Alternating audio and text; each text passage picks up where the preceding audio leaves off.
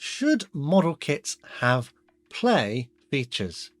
Hello everyone, I'm Matt, this is Model Minute, and join me at the workbench today for another discussion video where I pick your brain about a topic that I've had inside of my head for a little while.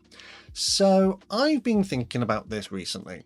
Should model kits have play features? And what I mean by play features are these extra bits and pieces that allow the model to function in some kind of way. So if we go back like to the 50s, 60s and 70s, a lot of kits in those days were built with the idea that not only were you selling a model kit, but you were selling a toy. This was something that a child was going to pick up, take home, maybe not build it to exhibition standard, and just throw it together and then play with it. Throw it down the stairs if it's a plane, roll it along the carpet if it's a tank, and pretend to shoot at something in the corner of the room, set up some figures and use the figures to reenact the battles from the films that were on television at the time. So should kits today still have these play values? And, we see a lot of kits that come out, and some of them have crew figures and some of them have options designed into them for raised or lowered landing gear on planes, or lowered flaps, open hatches on tanks and things with interiors. But I feel as though kits at the moment are very much focused on it being a scale accurate representation rather than a toy that you might give to a child.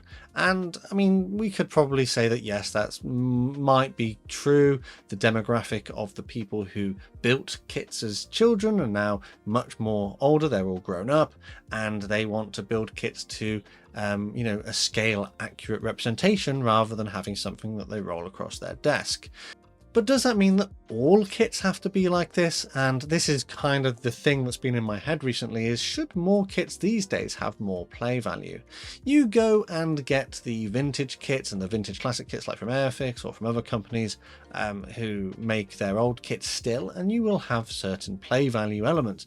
I've had some kits recently from their ranges, with opening doors and landing gear that can actually be raised and lowered, so you can have it flying and then you can put the wheels down, you can land it on your desk. Propellers typically are designed to freely rotate quite often. Even in more modern kits, they're still designed to do that. Tamiya, for example, I know they had their tanks were designed, a lot of them, to be remote controlled, and that was a functionality that could be included. Older tanks from other companies as well had rubber band tracks, so you could roll them along the desk. But this is, do we still want that kind of functionality inside of our kits? Now this brings into the point of, would it be better to have something which has play value and can function, or would it be better to have something that is scale accurate? Because those two things are not necessarily possible together. Granted, I get that if you try and do both, that's going to push the price up. So scale accurate, if we're talking about, I don't know, 1/72 planes, because that's what I build the most of.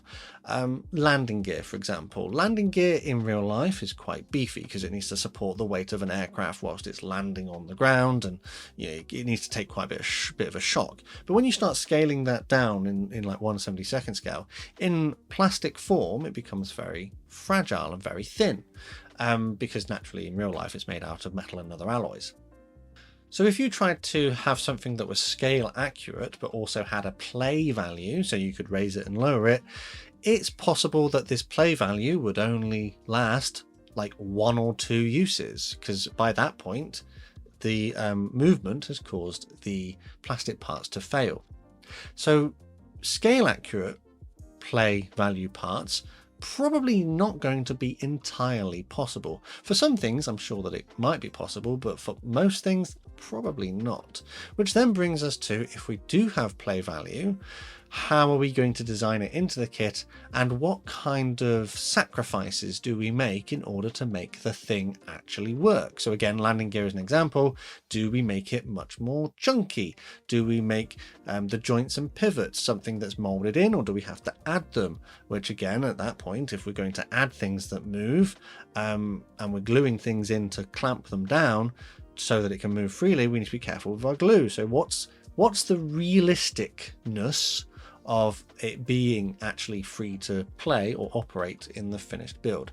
These are kind of the trade-offs that we've got to make that balance for. I think in the past, as I mentioned earlier, people would buy a plastic model kit and expect it to have play value, whereas nowadays we buy them and we don't expect them to have play value. And is that something we should go back to? Do you want to see more play value in model kits, or is scale accuracy more important to you? For me personally, it swings and roundabouts. There are some kits where I would much rather see scale accurate representations. If it's a really high-end, high production cost kit and play value is not really something that I'm going to care about, like I just want to glue things together, then yeah, perhaps it's not so important. But for kits that are maybe going to be aimed at younger builders with smaller hands, maybe need chunkier parts, and they would benefit from that play value. So I know, for example, Airfix have this new starter set range which they've been working on for the last 5 years or so. Their kits in that range are easier to assemble, they're much easier to paint, and they build up quite nicely, but there's no real play value. The tanks, I mean, you can traverse the turret and operate the barrel up and down of the gun, but in the olden days they would have designed in rubber band tracks so you could potentially have it free rolling if you built it well, which, you know, how realistic was that anyway, to achieve. But I feel like we've moved away from having this play value and focusing on scale realism.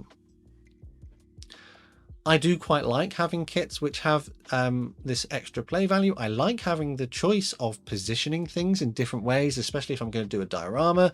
I like having the ability to, I don't know, turn the turret and have it pointing in a different direction because it makes it more interesting. But then they could design having it in different positions as part of the kit anyway, just that it doesn't have to survive being turned constantly. I don't know, I think this is just stuff that I need to get out of my head, otherwise I'll just go crazy with keeping it inside.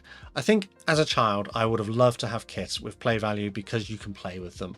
But as I get older, I think scale accuracy is more important from a model build point of view, but I still like the idea of having something that, okay, you don't have to be so serious with it and you can just roll it along the desk if you wanted to. Perhaps we could see more kits in the future which do have elements of play value. Maybe we could add motors and things into them to make them a little bit more interactive.